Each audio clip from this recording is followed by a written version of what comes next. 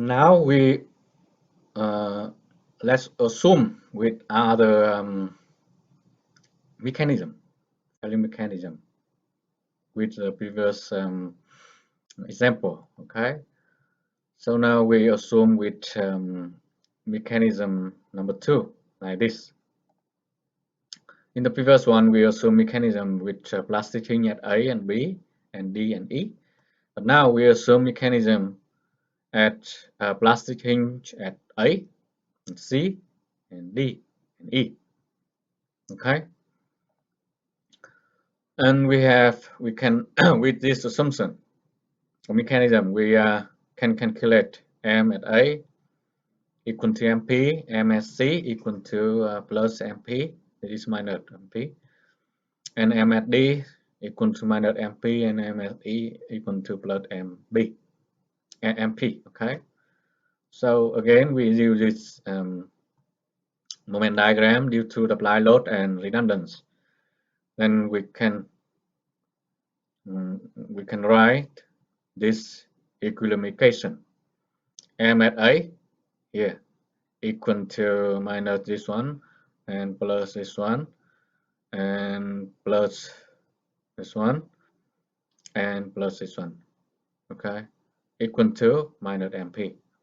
And similarly, we have MC equal to M only, equal to MP, and so on. MD equal to this one, and ME equal to this one. And then we solve this equation. We have MP equal to 128 feet, and S equal to 2.67 kips, and T equal to 4 kips, and B, M at B3.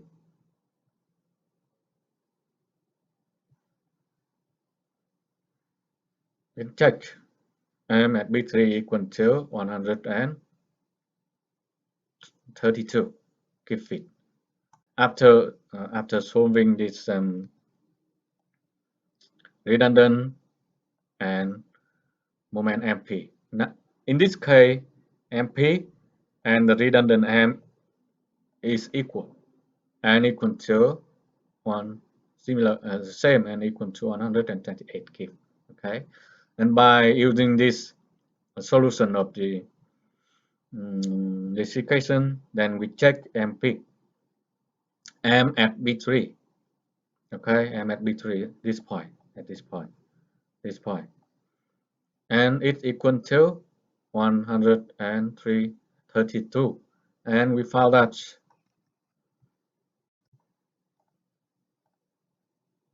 MP is more than MB3, then it is not correct solution again, right?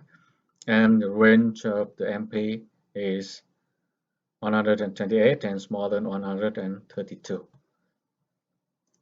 Okay, and different mechanisms show different range. I mean different lower, upper, and lower limit. Okay, let's try with another mechanism, the third mechanism. Now we assume mechanism like this. In the previous one, we assume mechanism the plastic hinge at A and at C at the middle. But now we assume the plastic hinge at B3, okay, at B3, at D and at E. Then again, we can write down the moment equation of the moment at A, B, 3, and D and E. Very easy, right? Using the moment diagram, different moment diagram. Then we have MA equal to this and equal to minus MP. Moment at B3 equal to this. Okay, that this point is this point is minus okay 12, and at this point is 6 as 6 at this point. Okay, and here is M, and we have MP, and so on. Then solving this equation, we have MP equal to 129.2 kfis and M equal to 125.6 kfit, and this one is smaller than MP. And S equal to this one, and T equal to this one. And now you can check any other point. Okay, you can check moment at any other point. And we found that moment check is satisfied at every point. Okay, at every point. It means MP now is correct solution. And then finally we have the solution, correct solution MP equal to this value. Okay, this value. And this is correct solution with correct mechanism. Okay. So that is illustrating example with 8 step. Okay, each step. So please remember each step and understand every thing in each step. I think it's not difficult for you to understand what I mentioned about. Hope that you understand and can use that procedure for similar problems. Okay. Now let's move to the LRFD interaction equation. In the previous week, we already mentioned something related to the interaction equation. Okay, then I already asked you a question. What is different between the interaction equation in the previous week class and the class in chapter 2? I already mentioned another interaction equation. What is different between them? And today I am going to talk a little bit about the LRFD interaction equations. It means the interaction equation proposed or required in the LRFD design code. Okay. In the design of symmetric members, the following interaction equation must be satisfied for structure. Okay, for structure, for the frame, for the whole structure, for the member. So in chapter 2, we have interaction equation. Okay, to consider the effect of shear force, action force, and shear force on MP. Okay, do you remember in chapter 2? We already mentioned the effect of the shear force or action force or combination between axial force and shear force in MP. That is for section. Okay, for section. So the action force or shear force or combination between axial force and shear force may reduce the MP of the section. But in this, we also consider the effect of shear force or effect of action force, including tension or compression. But for member, okay, for member, not for section, but for member. So the meaning is different. That's why the equation is different. Okay. So here is the interaction equation that proposed in LIFD. So first we have to determine the value of P, the ratio of P divided by pi c Pn. If this value is smaller than 0.2. Then this equation is used to check if this ratio is greater than 0.2. Then this equation is used for checking the member and section. Okay. This equation is equation 4.6.1 in your textbook. And this equation is equation number 4.6.2 in your textbook. Okay. And now I'm going to explain what is P, what is pi C, what is Pn, so on. Okay. In here, P is apply action force in the member. For example, if we have column and we have apply force, it's P due to the apply load. Then we have P is action force due to apply load. Okay. Pn is action strength of the member. Action strength. For example, if we have column and we have section, then it is compressive strength. Action compressive strength of the section. It depends on the section and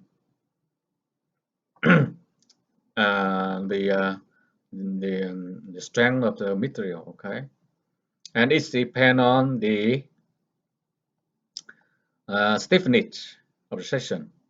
So if we have a very slender column and we have a column with a thick section, then Pn is different. I will tell you later.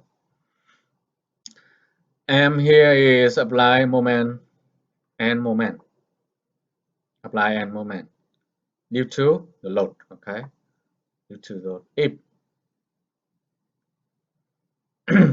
it is analysis problems and we have to determine M.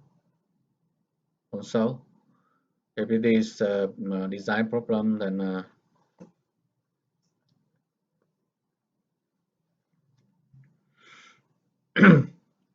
M and Mn have relationship together. We will talk later. And Mn here is bending capacity of the section. Okay, if we have a section, then we have sometimes Mn is MP, but sometimes Mn is not MP. I will talk. I will explain later. But Mn, this one, is bending capacity due to the section. This is due to the load. Okay. Pi C is the resistance factor of the column, and pi B equal to 0.9 is the resistance factor of the beam. It's always 0.9, but this value depending on the compression or tension. Okay, so now you understand the meaning of all factor here. Okay, P is apply due to apply load and Pn due to section. X here, X means the weak axis. Okay, weak axis.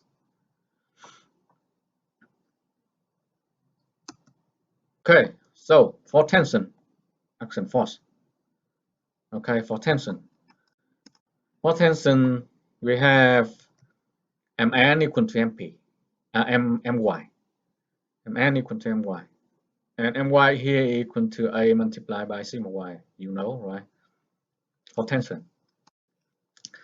And for tension, Mn equal to Mp if L smaller than LPD. Do you remember LPD? I already mentioned LPD equal to this equation. Okay, this is the limitation of brace length of the beam. Okay, limitation of the brace length of the beam to ensure that M should the moment capacity of the section equal to Mp. For the tension, phi c equal to 0.9. Okay. Now for compression. The first one is for tension, and now is for compression. Remember, under the compression action force, then what happened? In compression, the factor of stability is considered. Okay? In the compression, the factor of stability is considered. Some of you already took my class of stability structure, then you remember, you understand this effect. And I also realize that some of you have not attend my class of stability structure, then I'm going to explain in briefly. Apply moment M in compression number. Okay, apply moment M equal to this equation: B1 multiplied by MNT plus B2 multiplied by MLT. What is MNT? MNT is required strength with no literal translation. And MNT LT is required strength with literal translation. What is it? For example, if we have this structure, okay, we have this structure, this frame, then this frame can be divided into two parts. This is only this is no literal translation, okay, no literal translation, this kind, and plus this one. This one is literal translation. Okay, so we can divide this structure into two parts. Okay, then this moment diagram is MNT, and this one is MLT. Okay, so an NT is required strength with no literal translation. This one we don't consider the literal translation, but this case only literal translation is considered. Then we can plot moment diagram in this case, and we have MLT. That is MNT and MLT. How about M1, B1 and B2? B1 can be calculated by using this equation. B1 equal to C M divided by 1 plus P over P EK. And this should be greater than 1. If it's smaller than 1, then B1 equal to 1. Okay. And B2. B2 can be calculated by using this equation. 1 divided by 1 minus sum of P divided by sum of P EK.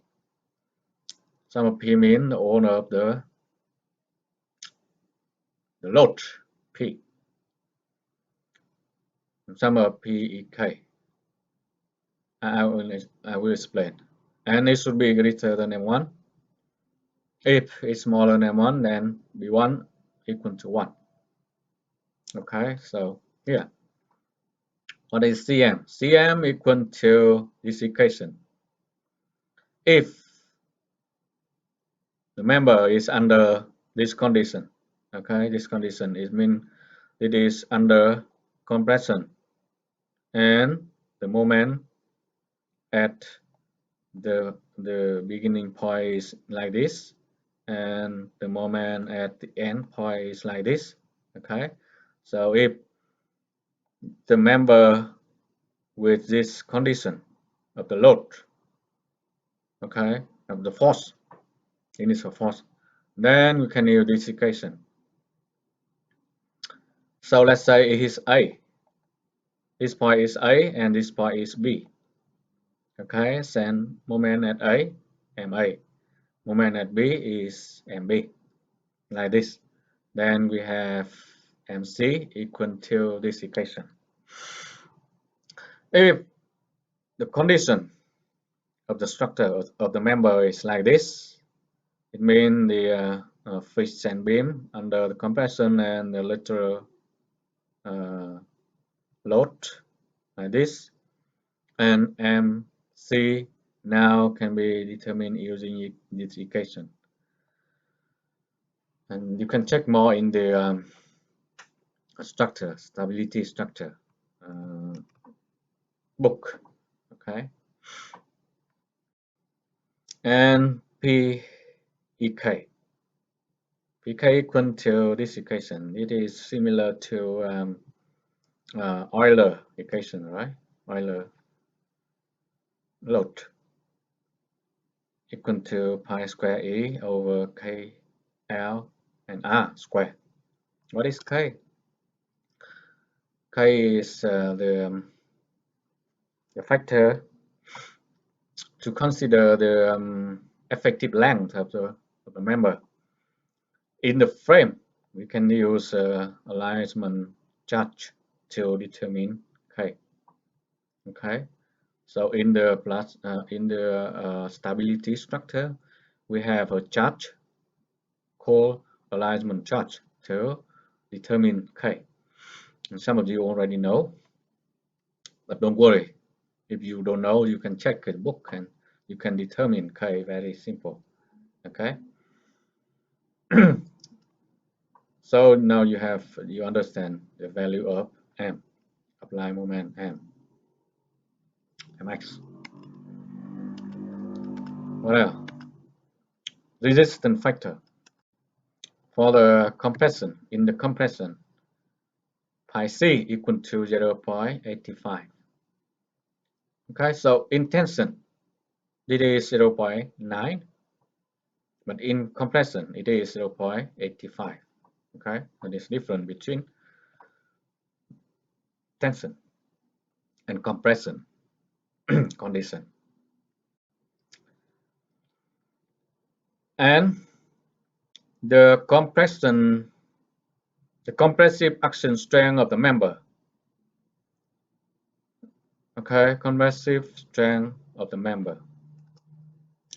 First, if we have a member like this, for example, okay, it is in under compression. So first, we have to determine lambda. It is slenderness ratio. Lambda c equal to this equation, okay, L over pi r multiplied by Fy E. I think you already know this equation somewhere in the mechanic or yeah, sometime it's mechanic structure. It is slenderness ratio depending on the section and the length of this beam. So it is length and K depending on the boundary condition. And beyond the LC, lambda C, we can divide for the member to two cases. If lambda LC smaller than lambda C, then it is plastic analysis. Okay, plastic analysis. For plastic analysis, PN, it means compressive strength, action strength, PN, equal to this equation. Okay, you just use this equation using MPY and this equation, lambda C. If lambda C greater than this value, so from here to here, then it is elastic. The column or the member is under elastic condition, not plastic anymore. So in this case, we use this equation MPN. PN now equal to 0.877 over lambda c squared multiplied by py. This one is for elastic phase. Okay, so now you understand, you know how to determine the compressive action strength of the member under compressive action force.